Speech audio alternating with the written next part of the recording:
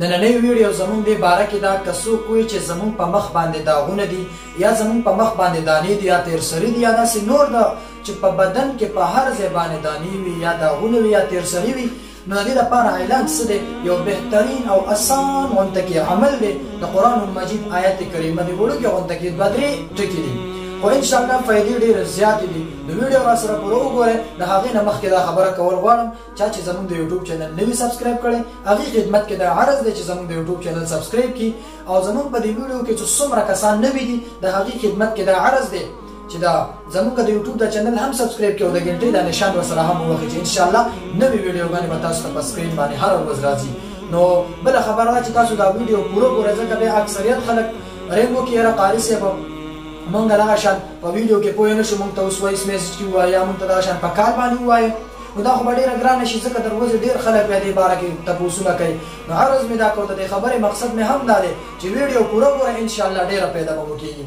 دویمه خبره ده د خپلو منځونو پابندي کوئ. نو تاسو چې کله د مونځ پابندي کوئ نو ستاسو په دې مخ کې به سیر وي، ستاسو مخ به روښانه وي، ښایسته به ښکاري، خلکو ته به ډېر ښکلی ښکاري.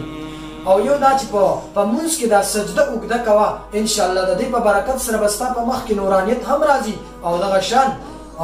بل د دماغو هر قسم بیماري چې وي هغه به تا ته بیا نه راځي ته چې کله سجده اوږده لګې. او بله خبره ده د دې ویډیو مقصد زما دا دی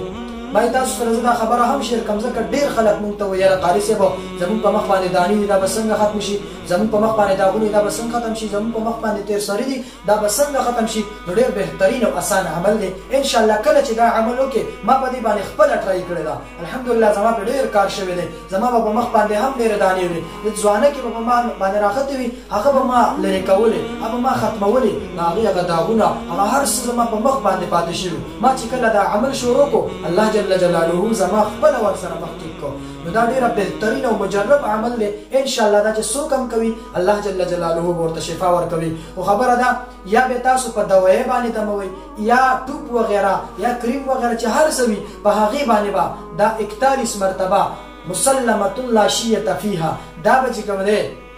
41 مرتبه به دا ووایې او په دغه ټوپ باندې په دغه دوایۍ باندې دا به شف کې انشاءالله. دا یو څو ورځې استعمال کا دغه ډبې ختم کا انشاءالله د الله په حکم سره ستاسو به هر قسم مسله وي د مخ او دغه شان چې د بدن څومره مسله وي او دانې وي پې داغونه وي په مخ باندې وي یا په هر ځای باندې انشاءالله د دې په برکت سره به الله جل جلاله ستاسو د مخ دا دانې ستاسو په وجود کې چې په هر ځای باندې دانې وي داغونه وي یا تیر سري وي انشاءالله دا به ختموي. نو ویډیو چې د هر چا خوښه وي هغې خدمت کې هم دا عرض دی چې نورو ملګرو سره هم شیر کړئ چې انشاءالله فایده ترې والي ستاسو پکې هم اجر وي. والسلام، ډېره مهرباني، الله به راته خوشحاله